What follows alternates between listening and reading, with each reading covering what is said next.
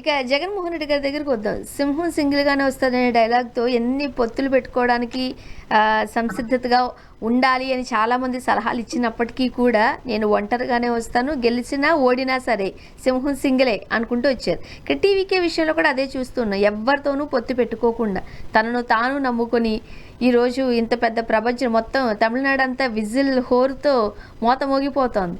ఈ కంపారిజన్ ఎట్లా చూడొచ్చు? స్వర్ణ గారు బేసిక్ జగన్ కి విజయ్ గారికి మధ్య మంచి పోలిక ఉంది. వాళ్ళ స్వభావం, వాళ్ళ క్యారెక్టర్, వాళ్ళ ధైర్యం. ఎందుకంటే సింహం సింగల్ అనేది ఒంటరిగా వస్తుందనే మాత్రమే పరిమితం కాకూడదు. సింహం సింగల్కి ఒక నానుడు ఉంది. సింహం ఎండిగడ్డు మేస్తుందా అని ఎవరు అంటారు. అంటే సింహం దాని అహం ఎట్టుంటుందంటే ఏనుగు కుంభస్థలం ఎక్కి కొట్టి తినాలనుకుంటుంది. అహం అటుంటుంది సింహానికి. రాజు కదా, మృగరాజు. కొడుతుంది తింటుంది. కానీ వయసు అయిపోతే ఆ ఏనుగుని పైకెక్కలేదు. కొడితే సింహం ఏనుగు కుంభస్థలాన్ని కొట్టాలి. వయసు అయిపోయింది, ఇంక ఎండుగడ్డి కనిపిస్తూ ఉంటుంది అడవుల్లో, ఏటాడలేదు. అప్పుడు సింహం చనిపోవడానికన్నా సిద్ధపడుతుందని, కానీ ఎండుగడ్డి తిన్నదంట. అంటే తను వయసు అయిపోయిన కారణంగా కొడితే వేటాడాలి, ఏనుగు కుంభస్థలాన్ని కొట్టాలి, లేకపోతే ఏటాడాలి. దొరకలేదు కాబట్టి, కెపాసిటీ లేదు కాబట్టి పోయి ఎండుగడ్డి తిని ఎట్లో ఒకట బతుకుదాము అనేది అని ఒప్పుకోదంట సింహం. చచ్చిపోతుందంట అవసరం అయితే. అంటే సింహం కెపాసిటీ అంటే లక్ష్య సాధన కోసం సావోరేవో తేల్చుకోవాలి అనేది వీళ్ళిద్దరి మనస్తత్వం. లక్ష్య సాధన ఏంది? మా నాయన రాజశేఖర రెడ్డి లాగా ముఖ్యమంత్రి కావాలి, నేను అనుకున్నది నేను చేయాలి, నా తర్వాత మా నాన్న పక్కన నా ఫోటో కూడా పెట్టుకోవాలి. ఇది ఎప్పుడు ఆయన డైలాగ్ చెప్తుంటాడు జగన్ గారు. దానికోసం సిన్సియర్ గా డే 1 నుంచి ప్రయత్నించాడు. నేను మొదట చెప్పాను కదా, కాంగ్రెస్ నుంచి బయటకు వచ్చినాడు. కాంగ్రెస్, తెలుగుదేశం పార్టీ, ప్రజారాజ్యం, టీఆర్ఎస్ ఉన్నంగా కొత్త పార్టీ పెట్టాలనుకోవడమే సాహసం. పెట్టిన వెంటనే 16 నెలలు జైలు, ఇంట్లో 3 మహిళలు, భారతి గారు, శర్మిల గారు, విజయమ్మ గారు. నిలబడ్డాడు కదా. అంటే ఆ సింహం ఎట్టయితే కొడితే కుంభస్థలాన్ని కొట్టాలి, లేకపోతే సావనాన్ని సావాలి అనేది ఎట్టంటే అది అనుకుంటుందో, కొడితే రాజశేఖర రెడ్డి లాగా కొడుకులాగా ఆడ ముఖ్యమంత్రి కూర్చోవాలి, అంతవరకు కొడతానే ఉండాలి. అది ఆయన స్టైల్. ఇక్కడ విజయ్ గారు కూడా 2 ప్రధాన పార్టీలు ఉన్నంగా అదే డైలాగ్ తీసుకున్నాడు. వేరే పార్టీతో పొత్తు పెట్టుకోకూడదనే పాయింట్ కాదు ఇది. కొట్టాలంతే గమ్యం. లక్ష్య సాధన పట్ల కట్టుచమైన దీక్ష అంతే. ఇక్కడ సింగల్ అంటే నేను ఒకడే పోతానని కాదు. ఒకడే పోవడం అనేది ఒక మాటే తప్ప, సింహం లాగా ఆలోచించాలి. లక్ష్యం ముఖ్యమంత్రి, ఎవరో ఒకరితో పక్కన కూర్చొని ఎందుకు ఉండాలి అనేది జగన్ గారికి ఈయనకి మధ్య చాలా సారూప్యత కనిపిస్తుంది. అందువల్ల ఆయన ఇక్కడ సక్సెస్ అయ్యాడు. ఈయన 10 ఏళ్ళు పట్టింది, ఆయనకి 2 ఏళ్ళు అంతే తేడా తప్ప. కాబట్టి ఇద్దరిలో మంచి పోలిక ఉంది. అందువల్లే జగన్ అభిమానించే తమిళనాడులో అందరూ విజయ్ వెనకాల ఎందుకు పరిగెత్తారంటే, జగన్ నిజానికి స్టాలిన్ కూడా బాగుంటాడు. ఆయన ముఖ్యమంత్రిగా ప్రమాణ స్వీకారానికి స్టాలిన్ పిలిపించుకున్నాడు గెస్ట్ గా విజయవాడలో. అంత బాగుంటారు వాళ్ళు. పెళ్లికి కూడా మొన్న అందరూ వచ్చారు. కానీ ఇద్దరి పట్ల బాగుంటాడు జగన్. కానీ జగన్ అభిమానులు విజయ్లో సింహాన్ని చూస్తున్నారు, స్టాలిన్ లో చూడట్లేదు. కాబట్టి జగన్ లక్షణాలు వాళ్ళు విజయ్లా కనపడింది కాబట్టి ఆయన అంటే అభిమానాన్ని కనపరిచారు. బహుశా జగన్ అభిమానించారు, ఆయన ఓటు పడేసి వయసులు ఇచ్చారు. యంగ్ టర్క్ అనేది చాలా బాగా యంగ్ టర్క్ కొత్త తరం వాళ్ళు పాత తరాన్ని ఎందుకో నాకు బాగా జంజీ అంతా ఎందుకో విజయ్ గారిని గట్టిగానే నమ్మారు సార్. గట్టిగా నమ్మడంలో ఒక లక్ష్యం ఏంటంటే యూత్ ఎప్పుడు మార్పును కోరుకుంటుంది, నెంబర్ 1. నెంబర్ 2 ఏంటంటే ఈ సీనియర్లు, ఈ ఏమంటారు దీన్ని, ఈ బేసిక్ గా కూరుకుపోయిన రాజకీయ నాయకులు, రాజకీయ ఉద్దండలు అంటాం కదా, 10 సార్లు గెలిచాడు, 15 సార్లు గెలిచినాడు, ఆ మొత్తం సామ్రాజ్యం వాళ్ళదే, సామంత రాజుల్లా ఉంటారు. వీళ్ళ పట్ల ఒక బలమైన సెక్షన్ వ్యతిరేకత ఉంది.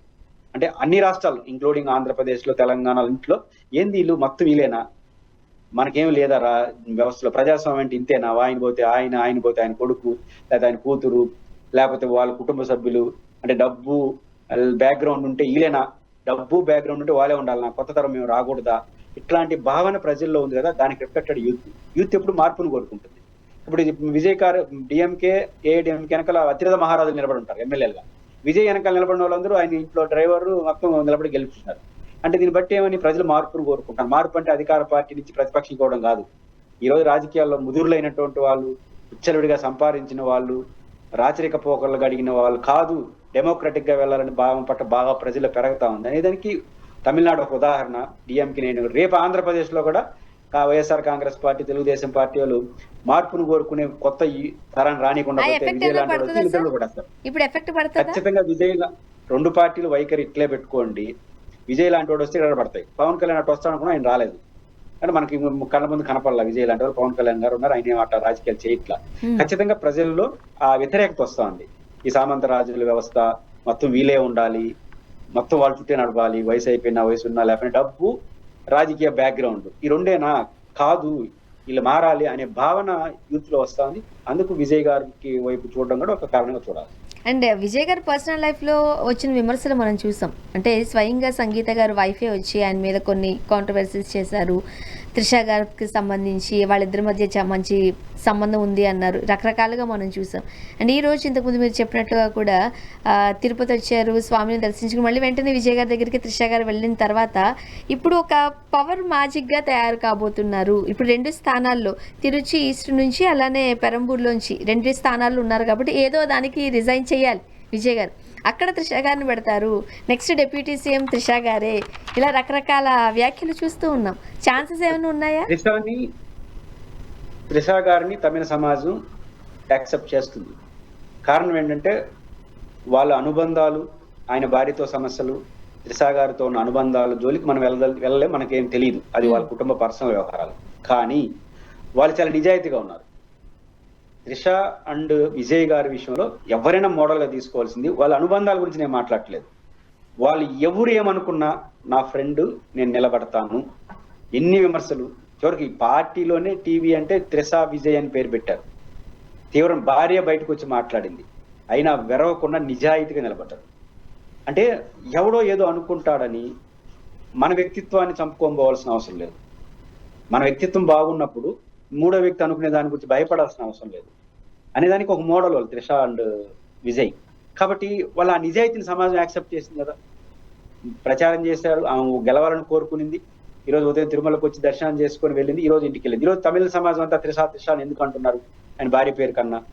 ఒక కష్టకాలంలో ఎవరు ఏమనుకున్నా సరే ఫ్రెండ్ తో నిలబడడం ఎంత ఆమె కూడా అవమానం కదా, పాపులర్ పర్సనాలిటీ కదా. విజయ్ తో మీకేదో సంబంధాలు ఉన్నాయని అంటా ఉంటే ఆ మనసు కూడా బాధపడుతుంది కదా. బాధపడలేదు, నిలబడింది. ఈ రోజు సమాజం ఆమెను యాక్సెప్ట్ చేసి, మీరు అన్నట్టు వాళ్ళ పార్టీ ఏం తీసుకుంటున్నా తెలియదు కానీ, బట్ 2 చోట్ల ఓడిపోయిన చోట ఇంకో చోట ఆమె నిలబడచ్చు. నిలబడి ఆయన టాప్ ప్రయారిటీ ఇచ్చినా కూడా తమిళ సమాజం దాన్ని అంగీకరిస్తుంది. ఎందుకంటే క్రిటికల్ సమయంలో వాళ్ళు నిజాయితీగా ఉన్నారు ఇద్దరు.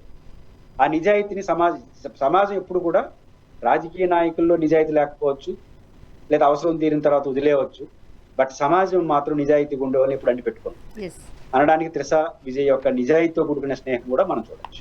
చూద్దాం సార్ ఏం జరగబోతుంది అనేది. థ్యాంక్ యూ సో మచ్ అండి, మీ అభిప్రాయాలు పంచుకున్నారు. Thank you. ఇది వాళ్ళ రియాలిటీ చెక్. Stay tuned.